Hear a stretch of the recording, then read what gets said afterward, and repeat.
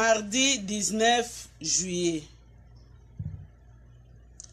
Les choses qui pour moi étaient un gain, je les ai regardées à cause du Christ comme une perte. Philippiens 3, verset 7. Qu'il ne m'arrive pas à moi de me glorifier, sinon à la croix de notre Seigneur Jésus-Christ, par laquelle le monde m'est crucifié, et moi au monde. Galates 6, verset 14. Hugo Grotius, 1583 à 1645. Les Hollandais Grotius, celui qu'on a appelé le père du droit des gens, fut pendant 11 ans ambassadeur de Suède à Paris. Diplomate avisé et savant, distingué, philosophe, historien, juriste, il était fort estimé tant par les rois de France que par la reine de Suède. Lassé par la vie politique, il demanda son rappel. Mais le bateau qui les ramenait fit naufrage sur les côtes allemandes. Il put atteindre les rivages, mais s'est mis au lit pour ne plus s'en relever. Il fit appeler un prédicateur qui lui fit la lecture de Luc 18, 10 à 14. Deux hommes montèrent au temple pour prier.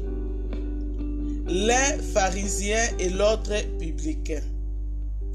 Le pharisien se tenant à l'écart, priait à lui-même à ces termes. Ô Dieu, je te rends grâce de ce que je ne suis pas comme le reste des hommes, qui sont ravisseurs, injustes, adultères, ou même comme ces publicains. Je jeûne 2 fois la semaine.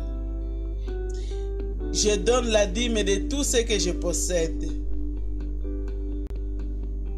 Et le publicain, se tenant loin, ne voulait même pas lever les yeux vers le ciel, mais se frappait la poitrine disant, « Ô Dieu, sois apaisé envers moi, pécheur. » Je suis ce publicain-là, murmura le mourant. Alors le prédicateur lui parla de Jésus et de son sacrifice, seul fondement de notre salut. Grotius répondit, oui, sur lui seul repose toute mon espérance. Tous ces titres de gloire, tous les honneurs dont le monde l'avait comblé, tous ces mérites, il les estimait sans valeur. Il était un pécheur. Il lui fallait le pardon de Dieu. Mais il avait trouvé en Jésus celui qui répondait à la fois aux exigences divines et à sa culpabilité.